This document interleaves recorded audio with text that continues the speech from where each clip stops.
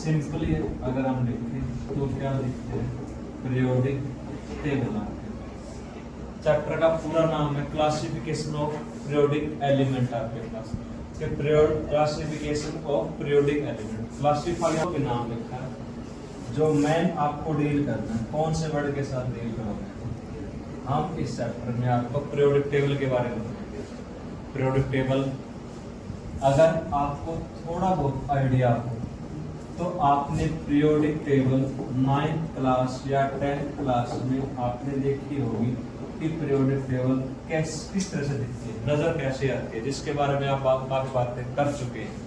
लेकिन ये तो है नहीं, अगर आज के पीरियोडिक टेबल की बात करें तो आज के पीरियोडिक टेबल में एलिमेंट कितने हैं जी, 118 एलिमेंट है। लेकिन अरमान सर ये बात तो नहीं होगी कि एक ही दिन में 118 एलिमेंट की डिस्कवरी हो चुकी होगी। स्टार्टिंग में मानते कि कुछ 4 एलिमेंट की डिस्कवरी हुई होगी, कुछ 9 एलिमेंट की डिस्कवरी, उसके बाद कुछ 50 एलिमेंट आए होंगे, फिर 70 आए होंगे, फिर 100 एलिमेंट हुए होंगे, धीरे धीरे करके कितने हुए होंगे, 118 एलिमेंट। तो सबसे पहला तो क्वेश्चन आता ये है कि जो पीरियोडिक टेबल में 118 एलिमेंट है वो एक अगर बात करें एक साथ तो डिस्कवर हुए नहीं होंगे, धीरे धीरे डिस्कवर हुए होंगे, तो उनको अरेंज किस तरह से किया होगा।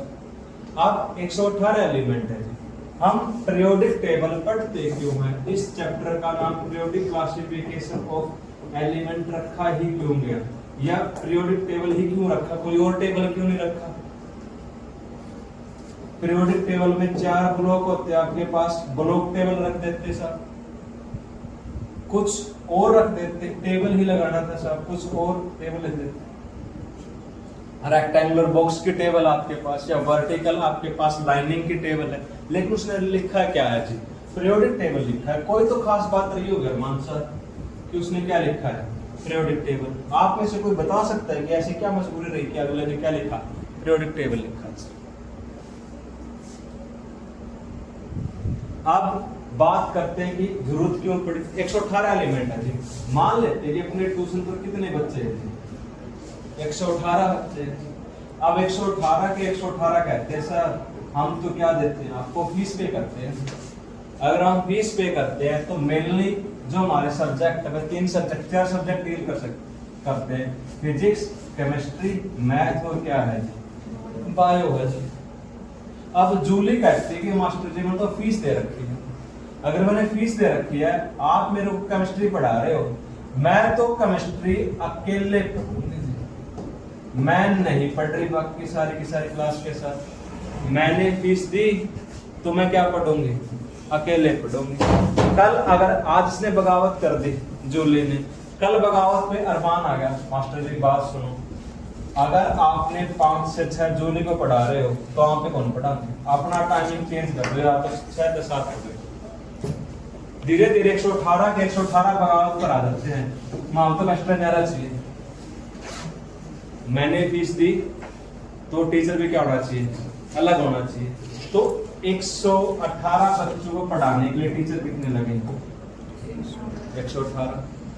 पैसे दे रखे थे, थोड़ी और तार मांगा ईगो आएगी, जो कि हम तो सेम टाइम पर पढ़ाएंगे, 6 बजे से लेकर 7 बजे तक। और जिस रूम में पढ़ रहे हैं ना, वो रूम भी अलग चाहिए, एसी भी अलग चाहिए, डिजिटल बोर्ड चाहिए। तो भाई साहब तारखा तक एक न्यारा स्कूल छोड़ना पड़ा, स्कूल के तारखा तक धर्मशाला खोलनी पड़ेगी।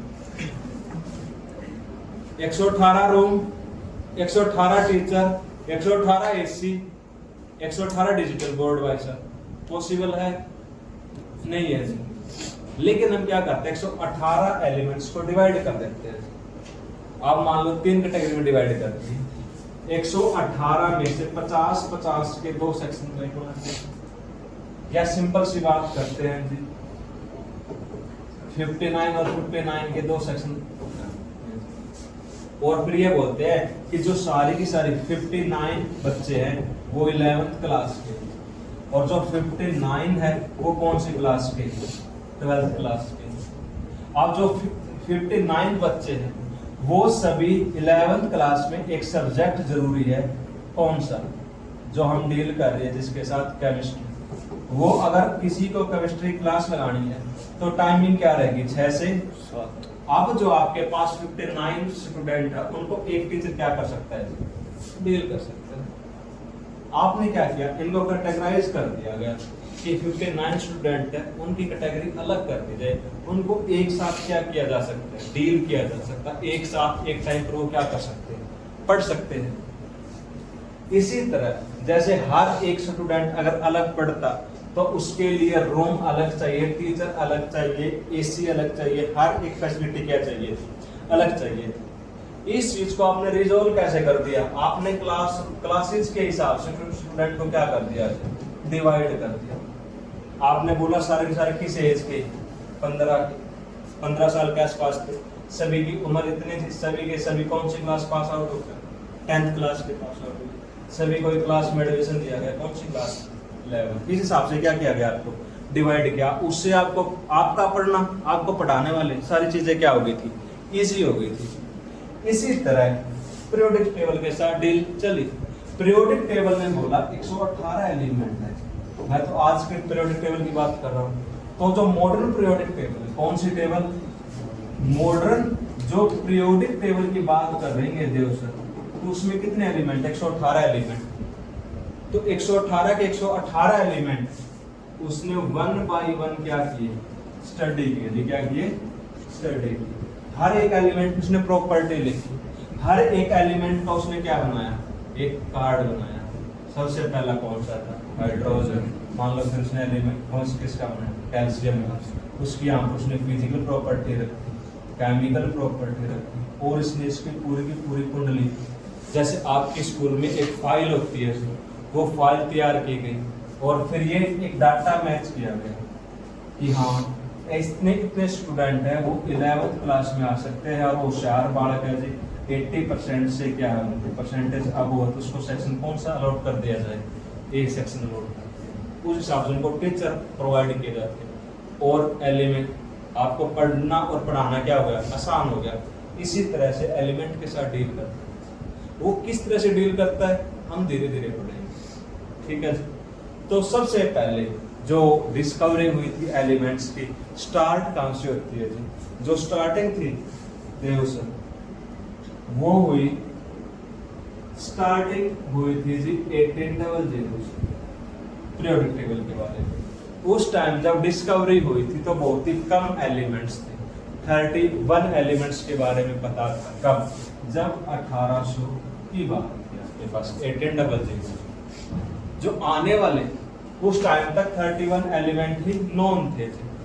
उसके बाद जब आप 65 साल बाद देखते 1865 आपके पास, तो 1865 में जो एलिमेंट थे अप्रोक्सीमेट इसके डबल डिस्कवर हो चुके थे, 63 आपके पास। हमारे जब आप तो 2000 है, कौन से साल में लगे, 2026 की बात आपके पास, कितने साल पुरानी बात है, कितने साल, 226, कितना 226 भाई साहब देख। आने अगर उसमें नेक्स्ट कितने 31 या 32 एलिमेंट्स की डिस्कवरी हुई तो उसमें कितने साल लगे, 64। धीरे धीरे जो आज के एलिमेंट है, एनसीईआरटी में ये लाइन लिखी गई कितने एलिमेंट नॉन है, 114, लेकिन हम डील करते कितने एलिमेंट आपके पास, 118 एलिमेंट है। 118 एलिमेंट्स के बारे में किसने क्या बात की, वो डील अपने को करनी है। पीरियोडिक टेबल का मकसद क्या था, उसका मकसद था कि एलिमेंट्स को एक सिस्टेमेटिक वे से क्या करना था, स्टडी करना था।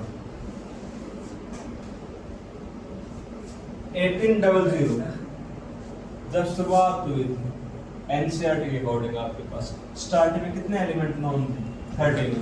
1865 में कितने एलिमेंट्स नॉन हो गए थे, 63। लेकिन अगर हम एनसीईआरटी की बात करते हो बोलता 8% कितने एलिमेंट नॉन है, 114। लेकिन हम बात किसकी करते हैं, कितने नॉन है जी, 118।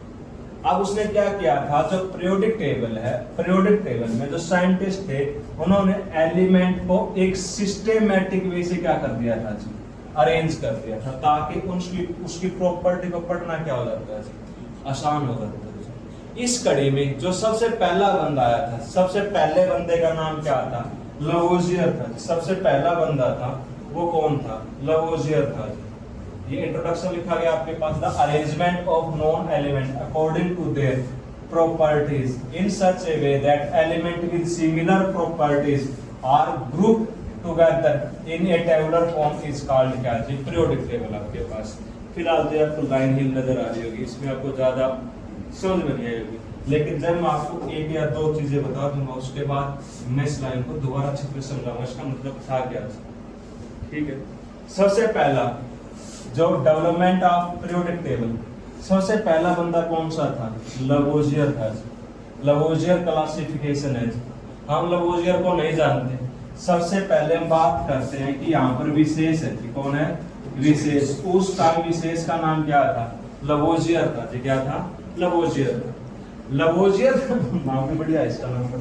लवोजियर था, लवोजियर ने क्लासिफिकेशन की, उसने बोला जो एलिमेंट होते हैं, एलिमेंट उसको ने दो टाइप से क्लासिफाई किया। जो पहला एलिमेंट बोलते हैं, जो एलिमेंट है उसमें से दो ही तरह की चीजें होंगी, एक मेटल होगा, दूसरा क्या है जी? Non metal. उसने एलिमेंट को अरेंज किया दो टाइप, एक को बोल दिया मेटल, दूसरे को क्या बोल दिया जाता है?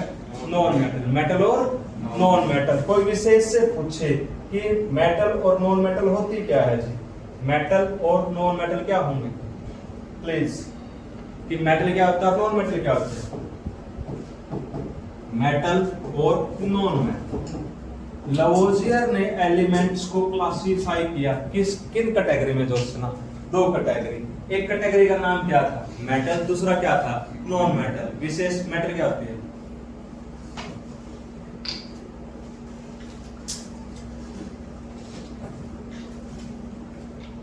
जब वो लड़ ले।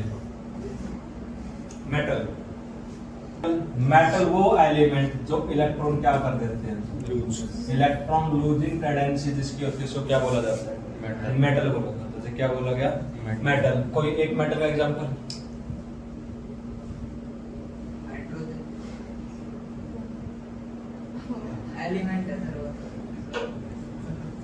सोडियम का क्या जी? सोडियम। सोडियम का एटॉमिक नंबर कितना? 11। पहले सेल में कितने इलेक्ट्रॉन? 2। फिर कितने? फिर कितने? 1। अभी एक इलेक्ट्रॉन क्या कर देता है? लूज। जैसे एक इलेक्ट्रॉन लूज कर देता है, पहले सेल में 2 इलेक्ट्रॉन, दूसरे में कितने? 8। इसका ऑक्टेट क्या हो जाता है?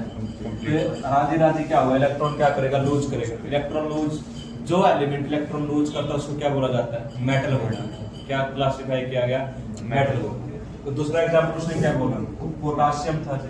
पोटासियम भी क्या करता है? एक इलेक्ट्रॉन क्या कर सकता है? लूज कर सकता है जी। उसके बाद बात करते हैं, आपने मैग्नीशियम पढ़ा। मैग्नीशियम क्या है? 2 इलेक्ट्रॉन लूज करे कौन सा चार्ज गेन करता है? पॉजिटिव चार्ज गेन करता है जी। मैग्नीशियम के बाद आपने किसको पढ़ा? कैल्शियम। तो आप क्या लिखते हो? कैल्शियम 2 पॉजिटिव और 2 इलेक्ट्रॉन क्या कर देता है? लूज करता है। जो लूजिंग टेंडेंसी होती है जिन एलिमेंट्स में इलेक्ट्रॉन के, उसको क्या बोला गया? मेटल को। मेटल में क्लासिफाई किया जाता है। दूसरा नॉन मेटल। क्या जी? Non metal. अगर नॉन मेटल की बात करते थे सर, नॉन मेटल उन स्पीशीज को बोला जाता है जो क्या करते हैं? इलेक्ट्रॉन गेन करते हैं। इलेक्ट्रॉन गेन करने वाले एलिमेंट्स को क्या बोला जाता है? Non metal. क्या समझा? थोड़ा जो इलेक्ट्रॉन गेन करते हैं, इलेक्ट्रॉन गेन करने की जिन एलिमेंट्स में क्या होती है? पावर होती है, जो इलेक्ट्रॉन गेनिंग टेंडेंसी रखते हैं उसको क्या बोला जाता है? Non metal. जैसे फ्लोरीन है, फ्लोरीन क्या करता है सर? एक इलेक्ट्रॉन गेन करेगा, गेन करने के बाद F नेगेटिव की फॉर्मेशन करता है। क्लोरीन है जी, क्लोरीन ने एक इलेक्ट्रॉन क्या किया? गेन किया। क्या करो? Cl negative. अगर बात करते हैं ऑक्सीजन की, ऑक्सीजन 2 इलेक्ट्रॉन गेन करके फॉर्मेशन किसकी करता? O2 negative. जो इलेक्ट्रॉन गेन करते हैं उसको क्या बोला गया?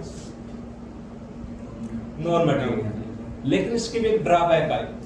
उस टाइम विशेष डिस्कवरी कर रहा था तो बोला गया कि कुछ एलिमेंट, अरोरा का भी नाम लूंगा, पहले तो कोई साइंटिस्ट था, मेटल आपके पास, अगला साइंटिस्ट अरमान आओ, मेटल आपके पास, दूसरा क्या जी? Non metal.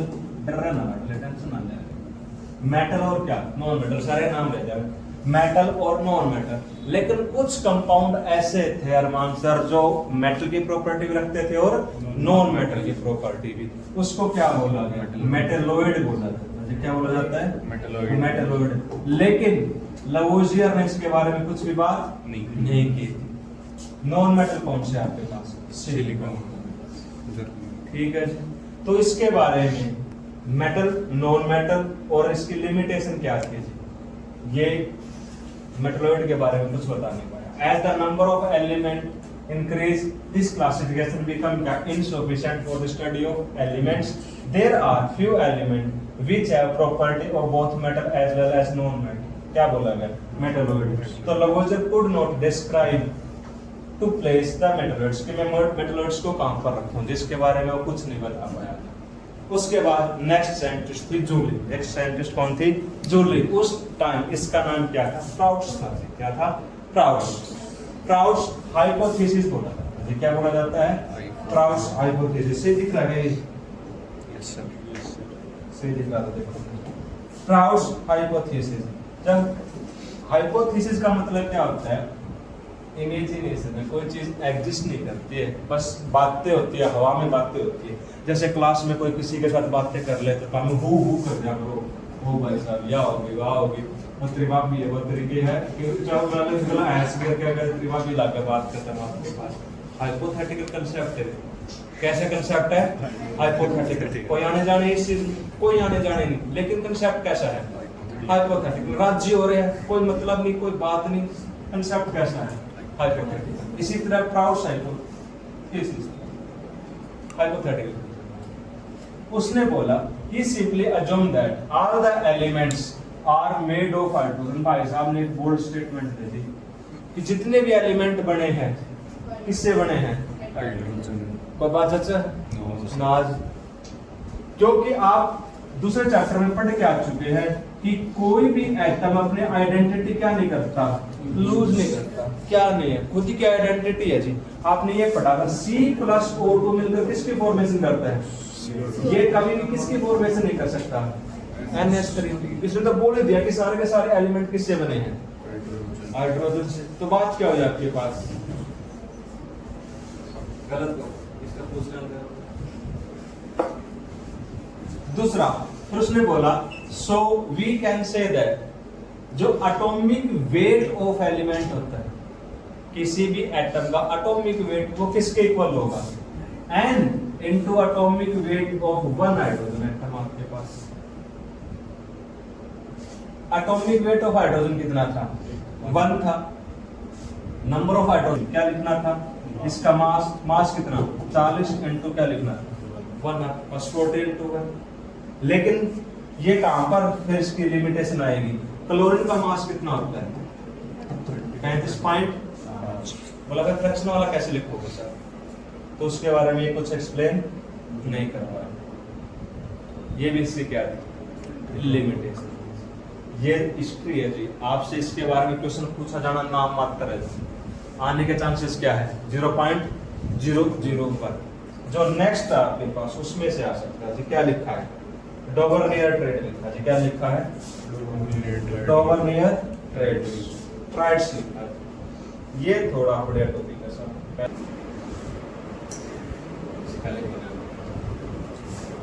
डोवर्नियर ट्रेड्स, जो साइंटिस्ट डोवर्नियर था उसने एलिमेंट्स को अरेंज किया एटॉमिक मास के या एटॉमिक वेट के इंक्रीजिंग ऑर्डर में। कहां पर जी, इंक्रीजिंग ऑर्डर में अरेंज किया था।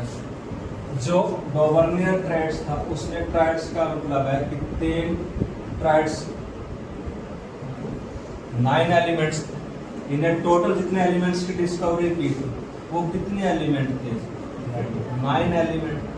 उसने 9 एलिमेंट्स को 3 सीरीज में अरेंज किया, first second third, first second third, first second third. 1 2 3 triads हो गए आपके पास, 3 कॉलम बना दिए।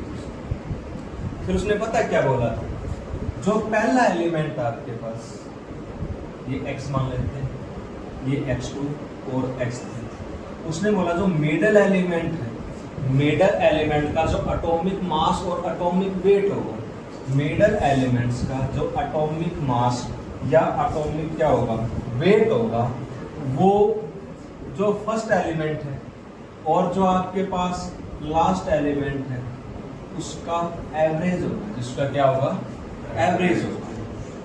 ठीक है। और ये 9 एलिमेंट्स को ही अरेंज कर पाया, इससे अलग एलिमेंट्स को क्या नहीं कर पाता, अरेंज नहीं कर पाता। सोमवीर उसने पता क्या बोला कि जैसे सबसे पहला लिथियम, फिर लिखता है सोडियम और फिर क्या लिखता है पोटाशियम। जो लिथियम, सोडियम और पोटाशियम है, लिथियम का एटॉमिक मास कितना 7, पोटाशियम का कितना 39। जो मिडल एलिमेंट का जो मास होगा वो first element plus last element का एवरेज होगा। जब मैं इसका एवरेज कंसीडर करता हूं तो 46 डिवाइड बाय कितना आएगा 2, तो कितना आया 23। अरमान सर ये एग्जैक्ट किसके इक्वल आया, सोडियम के एटॉमिक मास के इक्वल। लेकिन उसने बोला कि ये एग्जैक्ट भी आ सकता है, ये एक या डेट जो नंबर है वो ऊपर भी जा सकता है और क्या हो सकता है आपके पास नीचे भी हो सकता है। इस मास में प्लस माइनस 1 या 2 क्या हो सकता है, ऐसा हो सकता है। ये बात बोल ली। सबसे पहला जो याद करते थे, जो मास है, जो सेकंड ट्राइड्स आएगा वो था कैल्शियम, फिर क्या आता है स्टोशियम, फिर क्या आता है बेरियम। आपके पास कैल्शियम का वेट कितना 40, इसका वेट कितना 137, ये कितना आएगा 40 प्लस 137 डिवाइड किससे कर दोगे 2 से, वैल्यू कितनी आती है 88.5। जो दूसरा पेयर था, दूसरा पेयर आता किसका, क्लोरीन का, ब्रोमीन का और आयोडीन का। क्लोरीन का मास कितना होता है आपके पास 35.5, आप आयोडीन कितना होता है आपके पास 127। मैं डिवाइड करता हूँ 35.5 प्लस 127 डिवाइड करता हूँ 2 से, तो वैल्यू कितनी आती है 81.25। तो ये 9 ही एलिमेंट थे जिसके बारे में वो बता पाया, इससे ज्यादा वो क्या नहीं कर पाया था, एक्सप्लेन नहीं कर पाया था। उसके यही क्या थी, लिमिटेशन थी कि इससे आगे वो एक्सप्लेन नहीं कर पाया। जो अरेंजमेंट थी वो किसके बेसिस पर थी, एटॉमिक मास के इंक्रीजिंग ऑर्डर पर उसने अरेंज किया था। और जो मिडिल एलिमेंट का मास होगा वो फर्स्ट और लास्ट एलिमेंट का क्या रहेगा जी, एवरेज रहेगा। ये किसने बोला था, डॉवर्नियर ने बोला था जी। किसने बोला था, डॉवर्नियर ने। उसके बाद जो अल्टरनेट ट्राइड्स था, एटॉमिक मास होगा मिडिल एलिमेंट्स का वो एवरेज होगा फर्स्ट और लास्ट का। जो एग्जैक्ट मास था किसका, ब्रोमीन का, वो कितना है 80, लेकिन एवरेज कितना आया था 81.2। जब स्टोशियम की बात थी तो एग्जैक्ट कितना 87.6, लेकिन वैल्यू कितनी रहती है आपके पास 88.5 आपके पास। इसी तरह का सोडियम का मास क्या आ गया था, एग्जैक्ट आया था। आप जो और पेयर थे, अदर एग्जांपल कौन सा, potassium, rubidium, caesium, phosphorus, arsenic, bismuth और आपके पास ठीक है जी। ये भी गलत हो गया, सही था।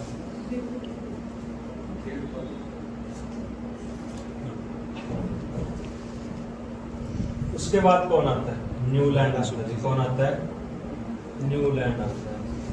न्यूलैंड ने जो एलिमेंट्स की अरेंजमेंट की थी वो किसके बेसिस पर की थी। एक जो न्यूलैंड था ये म्यूजिकल बनता था, गाने क्या सुनता था, ज्यादा सुनता था जी। इसने जो अरेंजमेंट की, जिस हिसाब से जो म्यूजिक में 7 स्वर होते हैं उस हिसाब से उसने एलिमेंट्स क्या करते, अरेंजमेंट करते। जो इसकी अरेंजमेंट थी वो एटॉमिक मास के कौन से ऑर्डर में थी, इंक्रीजिंग।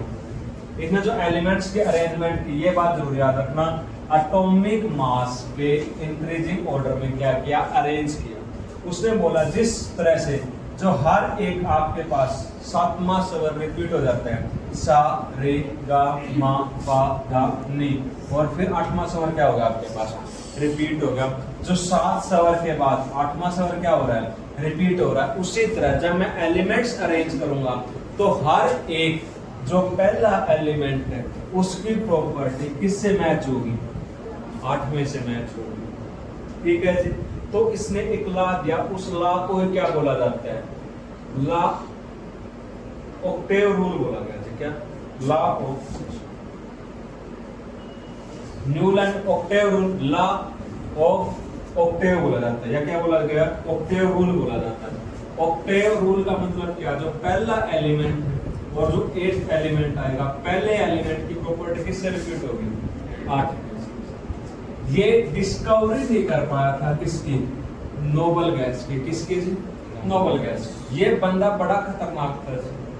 शायद जब इसने एलिमेंट्स की डिस्कवरी की तो उस टाइम कितने एलिमेंट्स नोन थे? अप्रोक्सीमेट 63। इस बंदे ने बोला जितने एलिमेंट्स मैंने डिस्कवर कर दिए आज के बाद कोई एलिमेंट डिस्कवर होगा ही नहीं। मेरी एक साइड की मुझ काटती रहती। इस टाइप की स्टेटमेंट थी कि जितने एलिमेंट्स मैंने बता चुका हूं उतने ही आएंगे, इसके बाद एलिमेंट आएंगे ही नहीं। उस टाइम कितने एलिमेंट? 63। आज कितने एलिमेंट आपके पास? 118 एलिमेंट है। उसने बोला तब तक नोबल गैस की डिस्कवरी नहीं हुई थी साहब, तो उसने बोला धरती पर नोबल गैस होती नहीं, इसके बाद कोई एलिमेंट आएगा ही नहीं। तो उसकी बोल्ड स्टेटमेंट। लेकिन ये रूल कैल्शियम तक ही वैलिड है। जब इसने एलिमेंट्स की डिस्कवरी की, एलिमेंट्स को अरेंजमेंट करना स्टार्ट किया किसमें? एटॉमिक मास के इंक्रीजिंग ऑर्डर में। तो उस टाइम क्या हुआ? ये 20 तक ही एलिमेंट अरेंज कर पाया। उसके बाद पेंटाइपिस हो गया, गणा बोला था। रूल क्या होगा? प्रॉपर्टी क्या नहीं हो रही थी? रिपीट नहीं होती। प्रॉपर्टी क्या नहीं आ रही थी? सिमिलर नहीं आ रही थी। तो उसने क्या बोला कि जो लिथियम, फिर beryllium, boron, carbon, nitrogen, oxygen, fluorine, उसके नीचे किसको लिखा? सोडियम। इसके बाद कौन आना चाहिए था? नियोन। कौन आना चाहिए था? नियोन। लेकिन उस टाइम किसकी डिस्कवरी नहीं हुई थी? नियोन की। उसके बाद कौन आता? Sodium, magnesium, aluminium, silicon, phosphorus, sulphur, chlorine. फिर कौन आना चाहिए था? आर्गन। तो आर्गन की भी क्या नहीं हुई थी उस टाइम? डिस्कवरी नहीं हुई थी। तो आज के दिन हमें पता है यहाँ पर कौन आता है? नियोन। यहाँ पर हाइड्रोजन के बाद कौन आता है? यहाँ पर कौन आता है? Argon.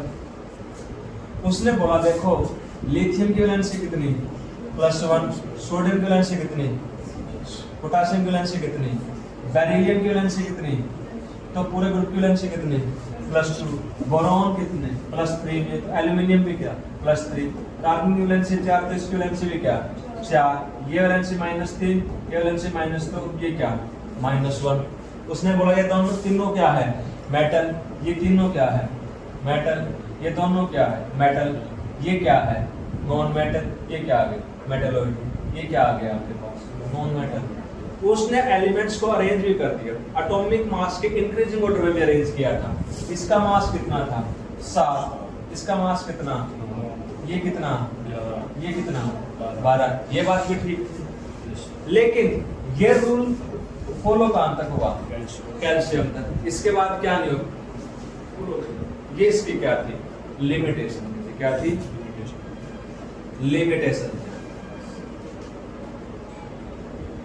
This rule is only applicable कौन सा? कैल्शियम। उसके बाद कैल्शियम के बाद डी ब्लॉक स्टार्ट हो जाता था। कितना? कौन सा ब्लॉक? D block. उसमें कितने एलिमेंट आते हैं? 18 एलिमेंट आते हैं। इसके बारे में न्यूलैंड के पास कोई भी कहने के लिए बात नहीं थी।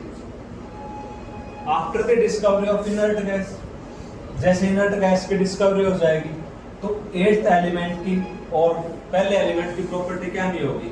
मैच नहीं होगी। आपने बोल दिया लिथियम, लिथियम के नीचे कौन था? सोडियम, और फिर क्या उनका? पोटेशियम। इनकी वैलेंसी तो एक थी, लेकिन लिथियम के फिर जो 7वां एलिमेंट आएगा वो कौन आएगा? नियोन आएगा। तो इसके साथ प्रॉपर्टी क्या नहीं होगी? मैच नहीं होगी। तो इस चीज को क्या नहीं कर पाता? एक्सप्लेन नहीं कर पाता। ठीक है, ये क्या है? Newland law of